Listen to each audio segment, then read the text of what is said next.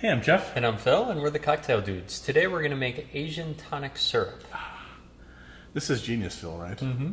Yep. Here we're making a tonic syrup without the standard bittering ingredient, Right. quinine, which comes from the cinchona bark. Yeah, that's crazy, Phil. I know. We're instead using two bitter elements, very common in Chinese medicine, which was why we call this the Asian tonic syrup. Gentian root, which we use in some of our other tonic syrup recipes, our Tart Cherry Tonic Syrup and our Grapefruit Tonic Syrup. And then this Bupleurum root. Both of these give a nice, broad, bitter element to the syrup. Not kind of the sharp, shocking bitterness that you get with the cinchona bark, but it gives for delicious tonic syrup. And you use this syrup with some gin or vodka and club soda to make one of the most fantastic gin and tonics you've ever had, right? Right. And if you haven't made a tonic syrup before, check it out because it really will make your gin and tonics amazing, right? Yeah. You can check out the two syrups we also mentioned, as well as the quinine or standard tonic syrup recipe, which is not original to us. So for this, you need 4.5 cups of water. You need a 1/4 cup of citric acid. That's the preservative, and we'll also add a little citric bite to the syrup. A 1/2 cup of Gentian root. And we sift this through a colander over the sink or garbage just to get out the small dusty bits. A 1/2 cup of Bupleurum root, sifted similarly.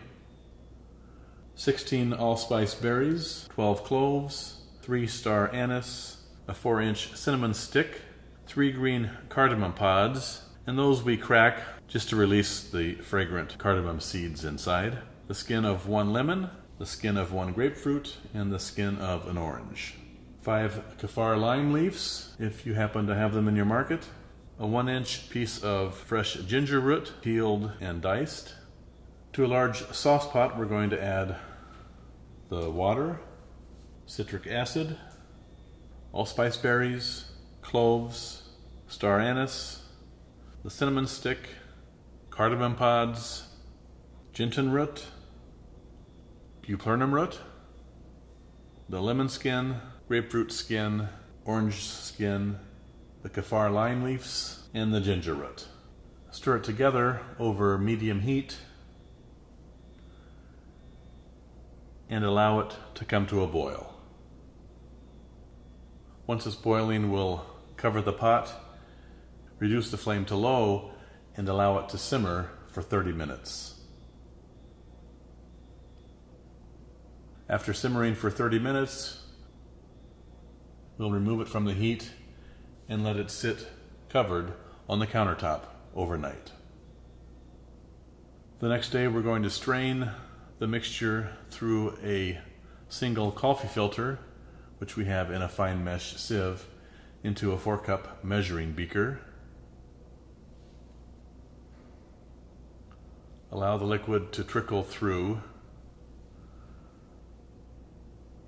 The coffee filter will clog, so you'll need to change it out 3 or 4 times during this process.